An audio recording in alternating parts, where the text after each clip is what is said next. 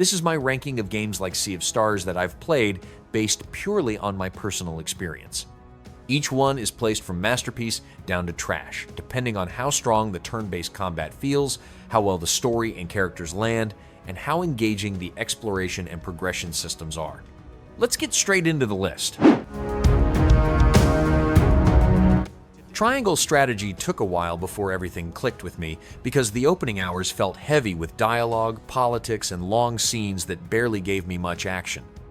But once the story started building tension between the kingdoms, I became much more invested in every decision and battle.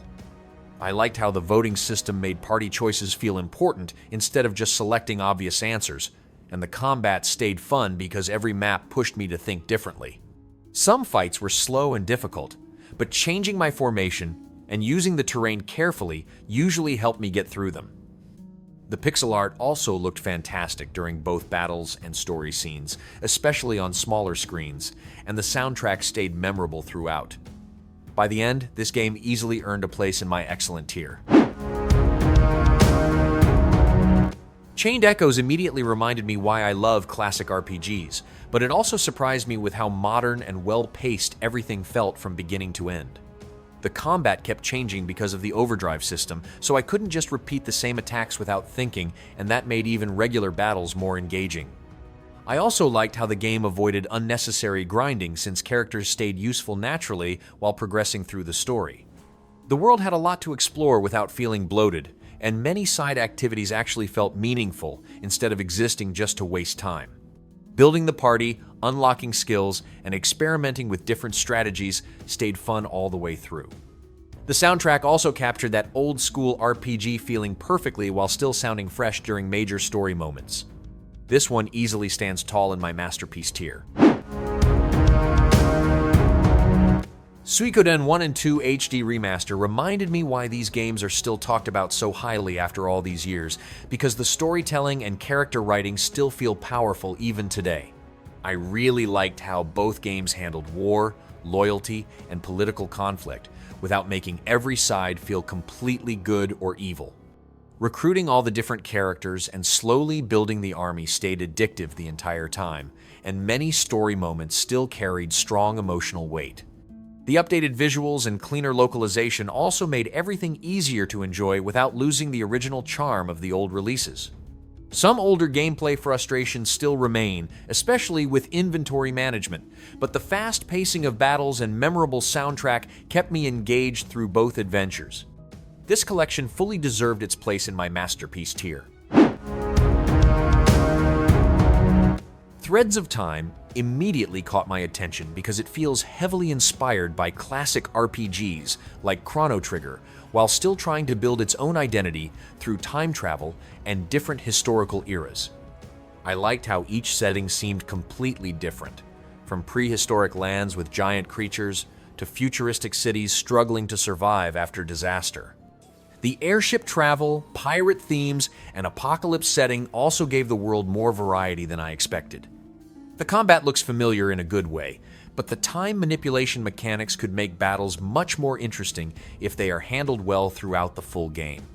I'm also curious about how the different characters from separate timelines will connect once the story starts unfolding. The visuals already look polished, especially during combat animations and exploration scenes. This lands nicely in my great tier. Astral Ascent kept me hooked because the combat felt fast, smooth, and satisfying almost every second I played it. Dodging enemy attacks, chaining spells together, and learning boss patterns made each run feel rewarding even when I failed near the end. I also liked how many different spell combinations the game offered, since constantly changing abilities stopped the runs from becoming repetitive. The boss fights were probably my favorite part, because every Zodiac Guardian forced me to stay focused and react quickly instead of mindlessly attacking. The progression system also felt meaningful since unlocking upgrades after each run made future attempts noticeably better without removing the challenge completely. On top of that, the pixel art and colorful animations looked fantastic during both combat and exploration. After spending time with it, this game easily secured a strong spot in my great tier. Eastward immediately stood out to me because of its world design and pixel art, which constantly made me stop just to look around at the environments and little background details. Traveling through strange towns, underground cities, and ruined landscapes with John and Sam felt relaxing and adventurous at the same time. I also liked the chemistry between the two main characters because their interactions gave the story a lot of charm during quieter moments. The combat stayed simple for most of the game, but using different weapons and Sam's psychic powers still kept exploration and boss fights entertaining enough. Some dialogue sections definitely dragged longer than I wanted, and a few puzzles felt too easy, but the atmosphere carried the experience the entire way through. This found a place in my excellent tier. Expedition 33 surprised me with how intense and stylish its turn-based combat felt, especially because every battle demanded attention instead of letting me casually spam attacks. Timing dodges and parries during enemy turns kept fights exciting the whole way through, and some encounters almost felt like rhythm games once the attack patterns became more complicated.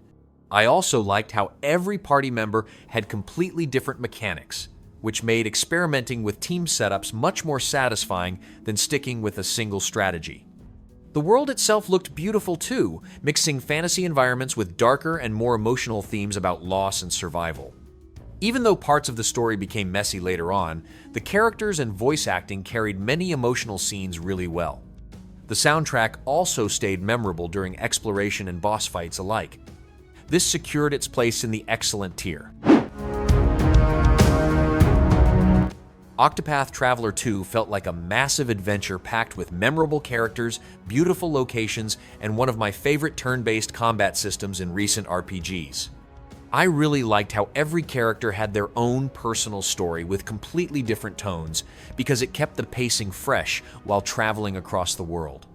The day and night system also made exploration more interesting, since towns and NPC interactions constantly changed depending on the time. Combat stayed addictive the entire way through because exploiting weaknesses and setting up huge attacks always felt satisfying during difficult fights. Some bosses were brutal enough to force me into rethinking my entire strategy, equipment, and party setup before trying again. The HD 2D visuals also looked incredible throughout the whole journey, especially during nighttime scenes and larger cities. This absolutely earned its place in the masterpiece tier. That's my ranking of games like Sea of Stars with the best turn-based combat, storytelling, exploration, and progression systems. Thanks for watching.